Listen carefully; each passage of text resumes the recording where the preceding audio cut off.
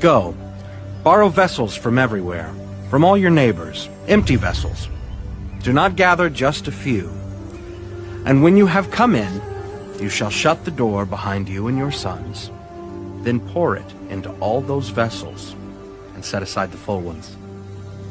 So she went from him, and shut the door behind her and her sons, who brought the vessels to her, and she poured it out. Now it came to pass, when the vessels were full, that she said to her son, Bring me another vessel. There is not another vessel. So the oil ceased.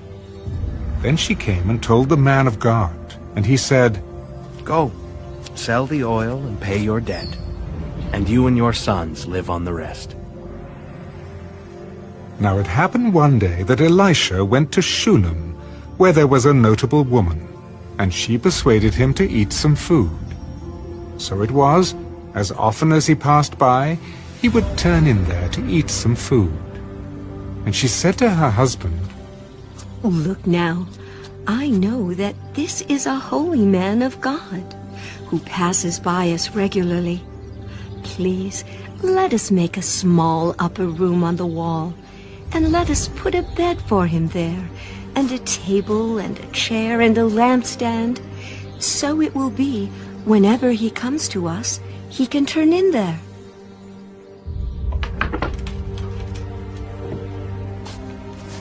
And it happened one day that he came there, and he turned into the upper room, and lay down there. Then he said to Gehazi, his servant, Call this Shunammite woman. When he had called her, she stood before him.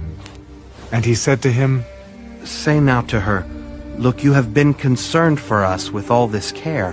What can I do for you? Do you want me to speak on your behalf to the king or to the commander of the army? I dwell among my own people. What then is to be done for her? And Gehazi answered, Actually, she has no son, and her husband is old. Call her. When he had called her, she stood in the doorway.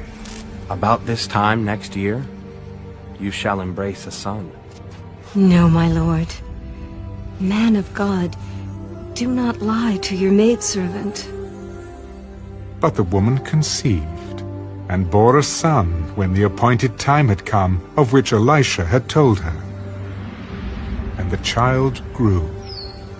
Now it happened one day that he went out to his father, to the reapers, and he said to his father, My head, my head. So he said to a servant, Carry him to his mother. When he had taken him and brought him to his mother, he sat on her knees till noon, and then died. And she went out, and laid him on the bed of the man of God, shut the door upon him, and went out. Then she called to her husband,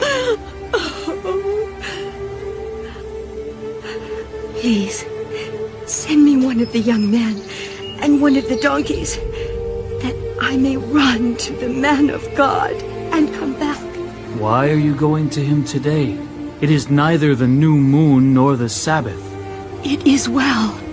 Then she saddled a donkey, and said to her servant, Drive and go forward. Do not slacken the pace for me unless I tell you. And so she departed, and went to the man of God at Mount Carmel. So it was, when the man of God saw her afar off, that he said to his servant Gehazi, Look, the Shunammite woman. Please, run now to meet her, and say to her, Is it well with you? Is it well with your husband? Is it well with the child? It is well. Now when she came to the man of God at the hill, she caught him by the feet. But Gehazi came near to push her away. But the man of God said, Let her alone, for her soul is in deep distress. The Lord has hidden it from me, and has not told me. Did I ask a son of my Lord? Did I not say, Do not deceive me?